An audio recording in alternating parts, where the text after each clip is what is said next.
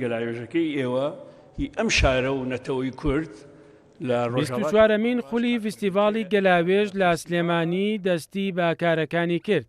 قدم میزنن خیابانهای زیادی در سرم.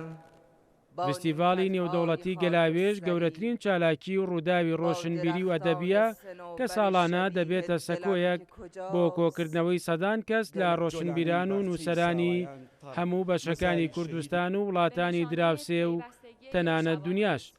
لە فستیڤاڵەکەدا زۆرترین گفتوگۆی ڕۆشنبیری و ئەدەبی تێدا دەکرێت و بۆ ئەم ساڵ سەرباری مەترسیەکانی کۆرۆنا، بەڵام فستیڤاڵ توانی زۆرترین دەنگ و ڕەنگی جیاواز لە پایتەختی ڕۆشنبیری هەرێمی کوردستان کۆبکاتەوە.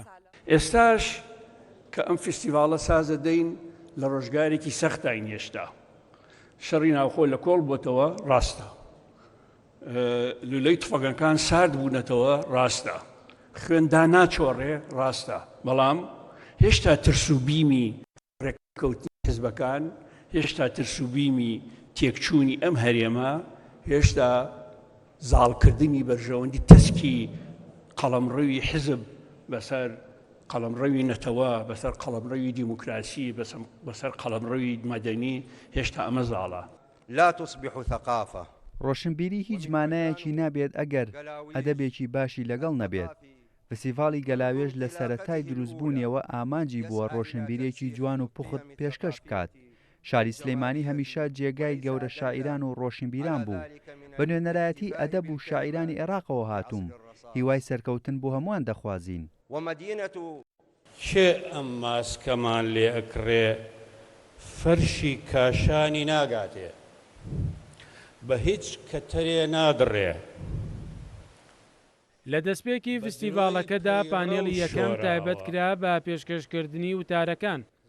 پانێڵی دووەمی فستیڤاڵەکەش بۆ گفتوگۆکردن بوو لەسەر ئەو دەقە شێعرانەی کە پێشکەشی فستیڤاڵەکە کراون.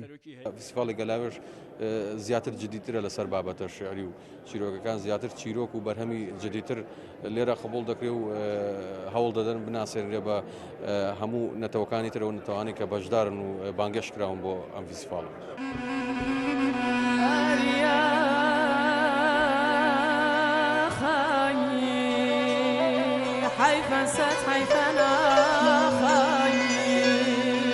ساڵانە فستیڤاڵی گەلاوێژ تیشک دەخاتە سەر کللتور و فەرەنگی یەکێک لە گەلانی بەشدار بوو.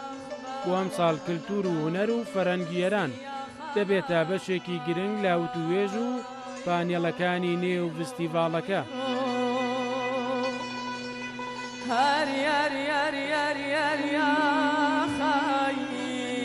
مفتخرم که در این جشنواره شرکت کردم. شانازیە بۆ ئێمە کە یەکێکی لە بەشدار بۆ سەرەکیەکانی ناو فستیڤاڵ بە گرنگیەوە لە فستیڤاڵەکە دەڕوانین.